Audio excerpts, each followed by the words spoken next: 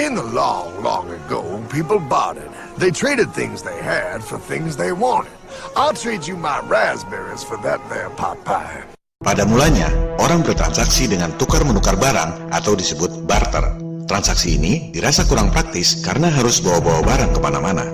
Then one day, a goldsmith walked up and said, Lalu, datanglah bankir pedagang emas memberi solusi agar transaksi perdagangan menjadi lebih praktis. Now, everybody thinks gold is valuable, so why doesn't everybody trade gold for things they need? the price was set for gold, and now it was very easy to conduct commerce because people could trade gold for all the things they needed. Maka dimulailah babak baru. Emas, juga perak dan tembaga dijadikan alat tukar alias uang. Ini adalah kondisi ideal, sebab emas itu ada nilai intrinsiknya. Jadi, uang itu betul-betul ada harganya. Look at all my gold!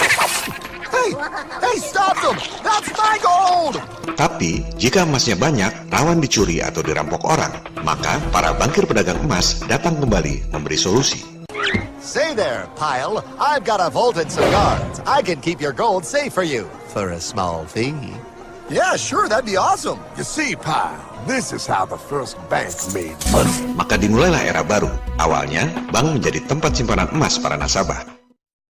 There you go, Pile. I owe you 100 gold coins. Selanjutnya, permainan berubah.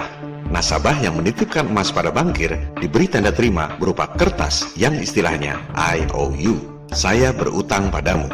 Inilah asal-muasal uang kertas. Bank menjadi sentra peredaran uang. Jadi sebenarnya IOU alias uang kertas itu adalah surat utang, bukan uang sungguhan. Dan yang namanya bank sentral itu dari dulu memang swasta.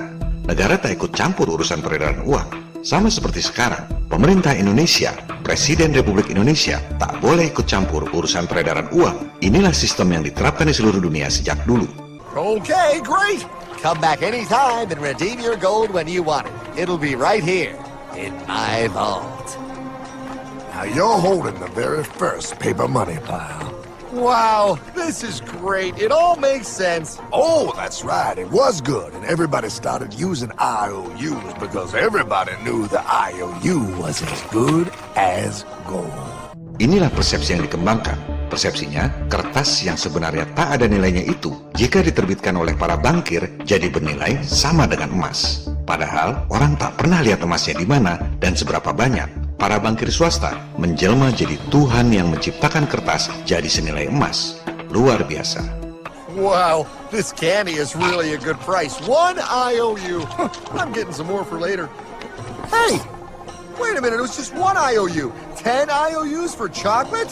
You can't just raise prices like that. Maka terjadilah problem besar sampai sekarang. Kebanyakan orang tak tahu beda antara money dengan currency. Itu dua hal yang sangat beda.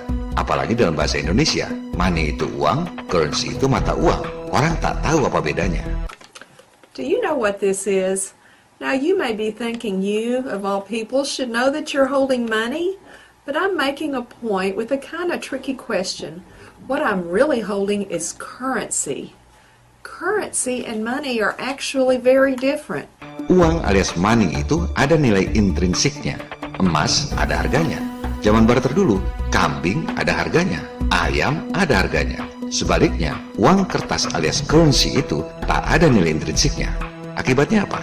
Inflasi. Harga-harga melambung tinggi. Currency fluctuates in value and over the long run becomes worth less and less. And that's also known by another name, inflation. I call inflation the silent currency killer because you can't see it, you can't hear it, you can't smell it. You just get hit by it. When you go to the grocery or the gas station or go to buy a car, zap, the price is higher. It gets you as surely as a rattlesnake bites you. At least a rattlesnake has the courtesy to warn you. So consider this video your warning. Inflation will kill your savings if you let it. Inilah sistem yang menguntungkan segelintir elit yang punya hak nyetak duit dengan merugikan umat manusia lain di dunia. That's not fair. Oh, if you think that's not fair, you're gonna love the next part. What's he doing? How do banks make money, Pile? Problem pun bertambah lagi. Semua orang mengira bahwa uang kertas yang diterbitkan oleh bankir itu di backup dengan emas. Awalnya kan orang memang taruh emas, dapat surat utang IOU. Jadi wajar saja jika orang mengira uang kertas itu pasti ada backup emasnya. Padahal tidak. Para bankster itu nyetak duit tanpa backup emas. Modal dengkul. Coba Anda lihat laporan Dewan Gubernur Federal Reserve. Berapa jumlah dolar yang diedarkan? 1,4 triliun dolar. Kemudian Anda lihat situs resmi Departemen Keuangan Amerika. Berapa cadangan emas Amerika? Hanya 11 miliar dolar. Artinya apa? Cadangan emas hanya 0,8% dari duit dolar yang diedarkan. Parahnya lagi, tak ada hubungan antara simpanan emas dengan jumlah uang yang diedarkan. Nyimpan emas sekedar nyimpen, nyetak duit jalan terus. Tak ada hubungannya. Juga, silakan Anda lihat laporan keuangan Bank Indonesia. Jumlah uang yang diedarkan 586,7 triliun rupiah. Cadangan emas kita 36,7 triliun rupiah. Artinya, cadangan emas Indonesia hanya 6,3% dari jumlah rupiah yang diedarkan. Tak ada hubungan antara simpanan emas dengan jumlah uang yang diedarkan. He prints more IOUs without any more gold, loans them out for interest, makes a pretty penny, and nobody is the wiser. Unless everybody wanted their gold back at the same time. Sistem keuangan modern ini yang diajarkan di semua sekolah di seluruh dunia, baru ketahuan bohongnya kalau semua orang sama-sama tarik duit dari bank pada waktu yang bersamaan. Rush. I'd like to redeem my IOUs, please. Thank you very much. Hey! I want my gold back now! Thief! Thief! Gotta love the bank run, bringing people together. See, they all found out he was stealing, made a run on the bank, and demanded their gold. But as you can see, there ain't no gold to get. Mari kita dalami tentang uang dan bankster ini. Motivasi dibalik kebohongan bumi glow. Bank berasal dari kata bench bahasa Inggris, yang asalnya dari bahasa Italia, banca, yang artinya bangku. Zaman dulu, kuil-kuil dipenuhi oleh para pendeta merangkap bankir. Mereka berdagang di sekeliling kuil dengan menaruh bangku-bangku penukaran uang emas, banca, bank. Mereka sebenarnya tak peduli Tuhan mana yang disembah di kuil itu. Yang penting, para jemaat yang datang ke kuil itu berdagang dengan mereka. Para jemaat jadi nasabah bankir pendeta. Itulah aktivitas yang terjadi di semua tempat-tempat peribadatan kuno.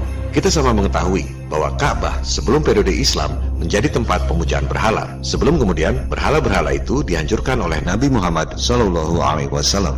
Ajaran Islam sendiri mengharamkan riba alias praktek membungakan uang. Para bankir pendeta menaruh bangku-bangku tempat berdagang di kuil yang mana saja. Apapun agamanya, apapun Tuhannya, para bankir pendeta tetap praktik di situ.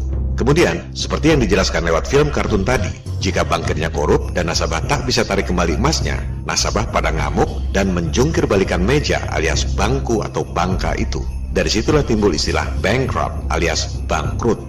Bagi rekan-rekan yang beragama Kristen, tentu mengetahui kisah Nabi Isa atau Jesus menjungkir balikan bangku-bangku tempat berdagang di tempat ibadah. Itulah yang disebut bankrupt.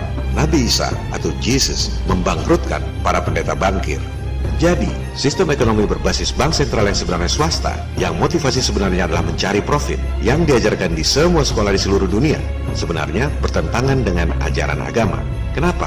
Karena ajaran agama mengharamkan sistem yang dibuat untuk menguntungkan segelintir orang dengan merugikan umat manusia yang lain. Itulah sistem uang kertas yang ada di dompet Anda yang didesain oleh para bankster.